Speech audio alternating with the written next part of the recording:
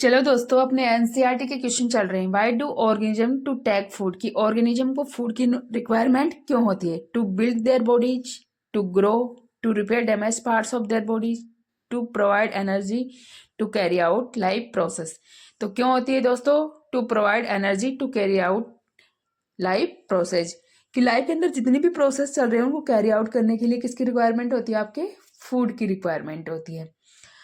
अब इस चैप्टर में पढ़ा था टू बिल्ड देयर बॉडीज, की उनका शरीर ही बनाने के लिए थोड़ी होती है। टू ग्रो, बढ़ने के लिए थोड़ी होती है। To repair damage parts of their bodies, की बॉडी की डैमेज पार्ट ही रिपेयर करता है क्या? Food.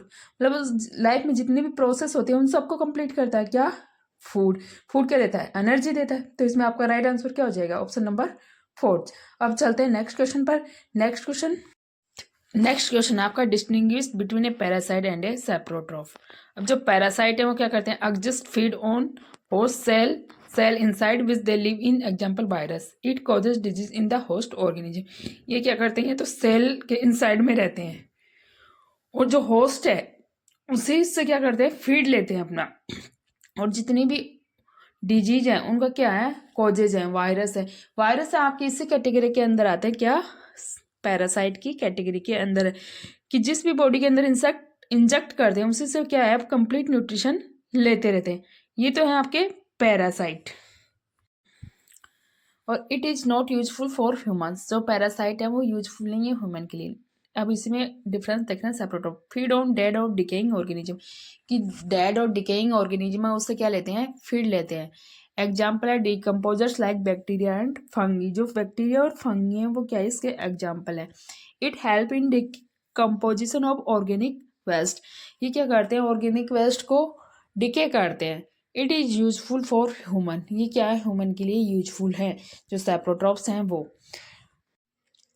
How would you test the presence of starch in leaves, कि आप लीव्स में स्टार्च की प्रेजेंस का टेस्ट कैसे करते हैं? Take two potted plant of some kind and keep one of them in dark for 72 hours and other in sunlight. Perform iodine test both the plants. एक को क्या करेंगे? डार्क में रखेंगे और एक को क्या रखेंगे? सनलाइट में रखेंगे।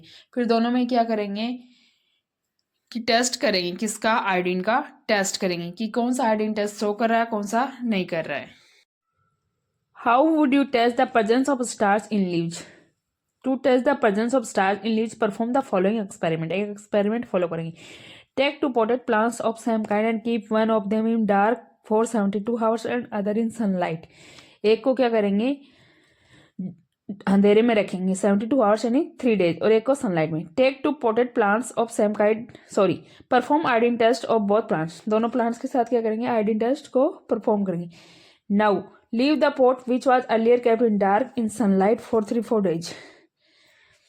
वो पौधा जो क्या किया गया था? डार्क सनलाइट में रखा गया था 3-4 डेज, यानी कि सूरज की तेज धूप में। And perform iodine test again on it leaves. वो क्या देता है? आयोडीन टेस्ट देता है। आयोडीन टेस्ट क्या देता है? इसकी जो लीव्स है वो कैसी हो जाती है? ब्लू ब्लैक कलर हो जाती है। और कंक्लूजन ये है कि positive iodine test confirm presence of starch. कि ब्लू ब्लैक कलर आ रहा है, इसका मतलब क्या है? उसमें स्टार्च प्रेजेंट है। जो क्या किसकी प्रेजेंस में बनता है? आपके सनलाइट की प्रेजेंस में बनता है फोटोसिंथेसिस के थ्रू। तो ये आपने क्वेश्चन है वो समझ लिया है।